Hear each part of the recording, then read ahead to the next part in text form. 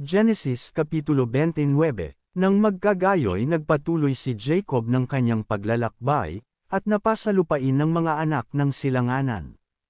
At siya'y tumingin, at nakakita ng isang balon sa parang, at narito, may 3 kawan ng mga tupa na nagpapahinga sa tabi roon, sapagkat sa balong yaon pinaiinom ang mga kawan, at ang batong nasa ibabaw ng labi ng balon ay malaki.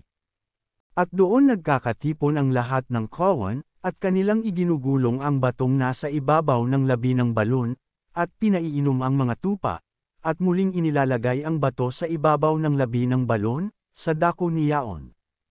At sinabi sa kanila ni Jacob, "Mga kapatid ko, taga saan kayo?" At kanilang sinabi, "Taga Haran kami." At sinabi niya sa kanila, "Nakikilala ba ninyo si Laban na anak ni Nahor?" At kanilang sinabi, "Nakikilala namin siya." At sinabi niya sa kanila, "Siya ba'y mabuti?" At kanilang sinabi, "Siya'y mabuti," at narito, si Rachel na kanyang anak ay dumarating na dala ang mga tupa. At sinabi niya, "Narito, maaga pa, ni hindi oras tipunin ang mga hayop, painumin ninyo ang mga tupa, at inyo silang pasabsaban." At kanilang sinabi, "Hindi namin magagawa hanggang sa magkatipon ang lahat ng kawan, at igugulong ang bato mula sa labi ng balon, gayon nga aming pinaiinom ang mga tupa." Samantalang nakikipag-usap pa siya sa kanila, ay dumating si Rachel na dala ang mga tupa ng kanyang ama, sapagkat siya ang nag-aalaga ng mga iyon. At nangyari, nang makita ni Jacob si Rachel na anak ni Laban, na kapatid ng kanyang ina, at ang mga tupa ni Laban na kapatid ng kanyang ina, na lumapit si Jacob at iginulong ang bato mula sa labi ng balon, at pinainom ang kawan ni Laban, na kapatid ng kanyang ina. At hinagkan ni Jacob si Rachel, at humiyaw ng malakas at umiyak. At kay Rachel ay sinaysay ni Jacob na siya'y kapatid ni Laban, na kanyang ama, at anak siya ni Rebekah, at siya'y tumakbo at isinaysay sa kanyang ama. At nangyari, nang marinig ni Laban ang mga balita tungkol kay Jacob, na anak ng kanyang kapatid, ay tumakbo siya na kanyang sinalubong, at kanyang niyakap at kanyang hinagkan, at kanyang dinala sa kanyang bahay. At isinaysay ni Jacob kay Laban ang lahat ng mga bagay na ito. At sinabi sa kanya ni Laban, "Tunay na ikaw ay aking buto at aking laman." At dumon sa kanyang 1 buwan.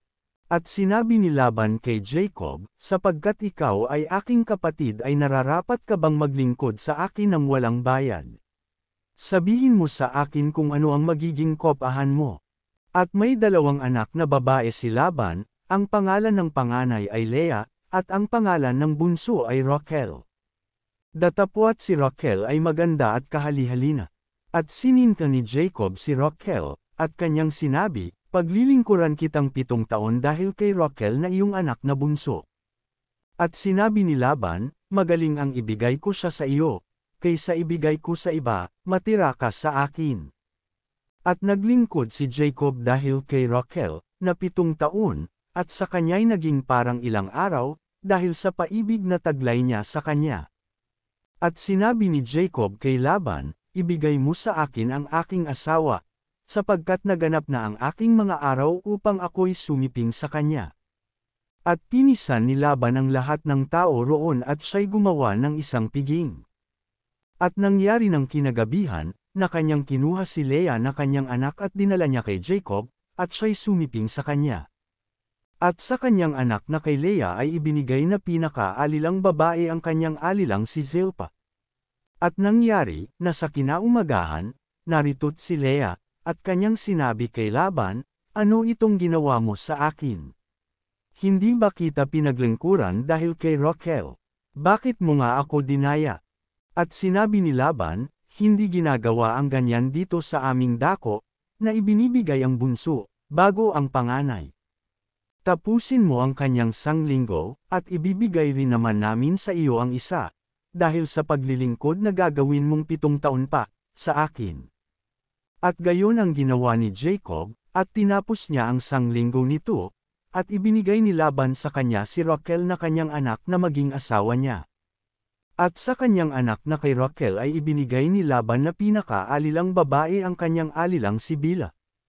At sumiping din naman si Jacob kay Rachel, at kanya namang inibig si Rachel ng higit kay Leah, at naglingkod siya kay Laban na 7 taon pa.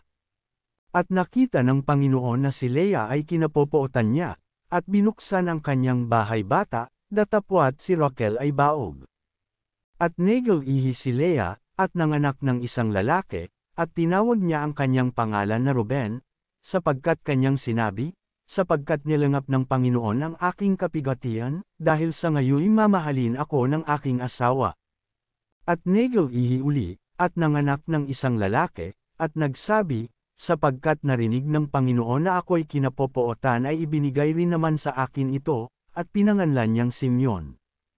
At nagalihi uli at nanganak ng isang lalaki, at nagsabi, ngayoy mas asama na sa akin ang aking asawa, sapagkat nagkaanak ako sa kanya ng 3 lalaki, kaya't pinanganlan niyang Levi. At muling nagalihi at nanganak ng isang lalaki, at nagsabi, ngayoy aking pupurihin ang Panginoon, kaya't pinanganlang Juda, at hindi na nanganak.